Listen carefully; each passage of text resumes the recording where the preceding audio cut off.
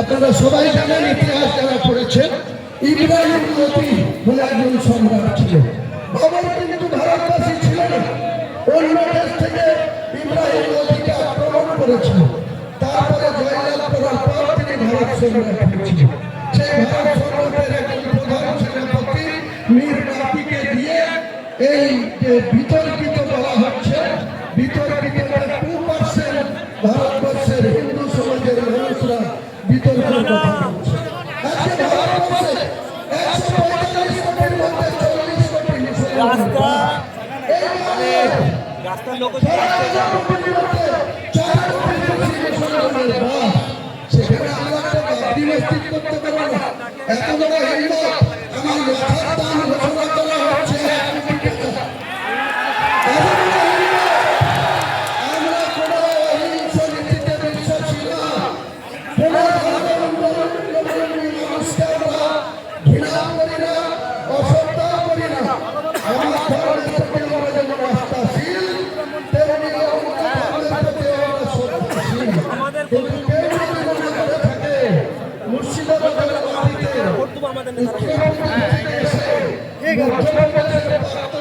মুখ্যমন্ত্রী বলেছে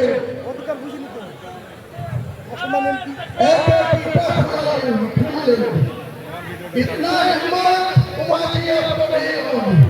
बंगाल में जो 37% मुसलमान आबादी है, ये सभी जानेंगी, लेकिन ये बाबरी मस्जिद है भी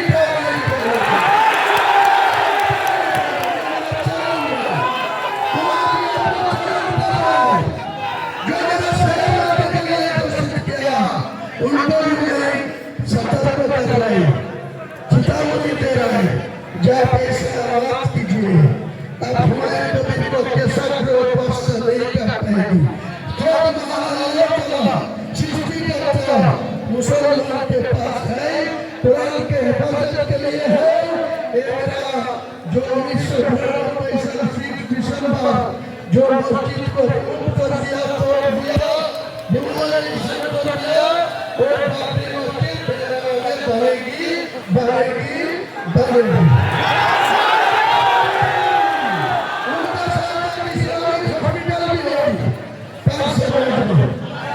यहाँ का जो मेडिकल कॉलेज है, वहाँ कोई परिसेवा ठीक ठाक नहीं मिलती। एक के बेड में 3 को पेशेंट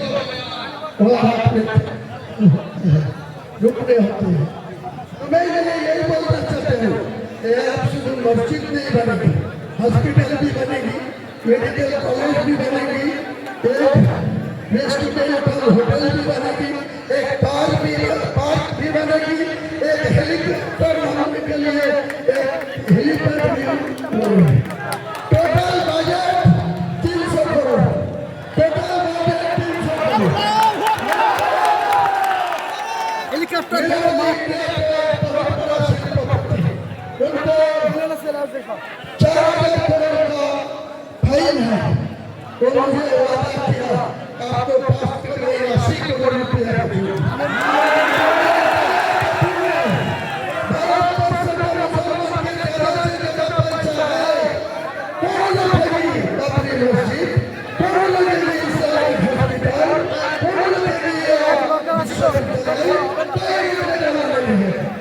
यही वादा कर रहा है, आपको जानकारी के लिए बोल रहा है। आज कोई पॉलिटिकल बात नहीं होगी। अगले 22 तारीख आना दीजिए, उसी दिन में टेक्सटाइल में क्या अगले दिन होगी वो पता मिल जाएगी सारे इंडिया को लोग को, सारे बंगाल को लोग को।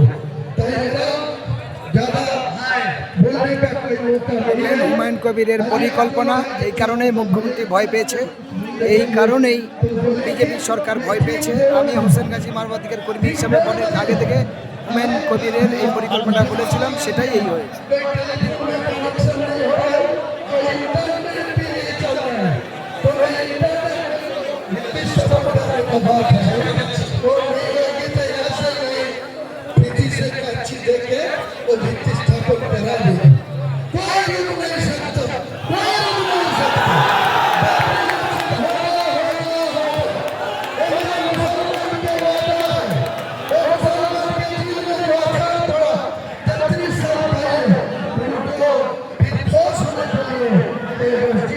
ভালো গীত নাকি